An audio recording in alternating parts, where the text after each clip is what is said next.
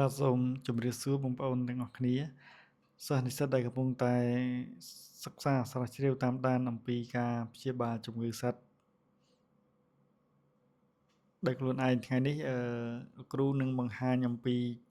ឱសថអង់ទីប៊ីយោទិកម្យ៉ាងទៀតដែលមានឈ្មោះថា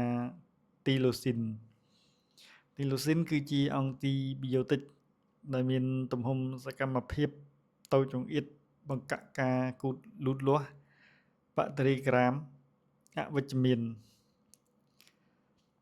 ថ្នាំនេះមានប្រសិទ្ធភាពប្រើសម្រាប់ព្យាបាលជំងឺរលាកសួតរាកឈាមរលាកស្បូនរលាកដោះរលាកផ្លូវដង្ហើមនៃកូនសត្វ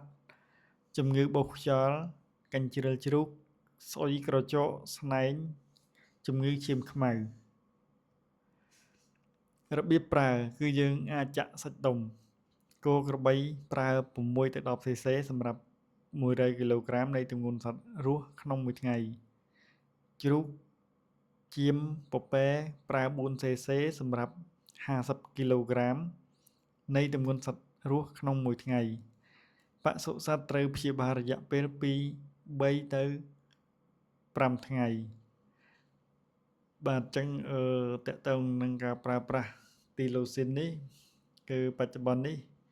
គឺយើងមានជាប្រភេទទឹកបាទសម្រាប់ប្រើប្រាស់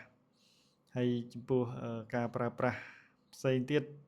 ទីឡូស៊ីនភាគច្រើនគឺច្រើនតែផ្សំបាទដបតូចៗ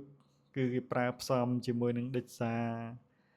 ខ្លះទៅបាទជាមួយថ្នាំឱសថផ្សេងៗទៀតដូចជា3មុខអីចឹងដែរបាទអញ្ចឹងសូមមើលសម្បកថ្នាំបន្ថែមបាទ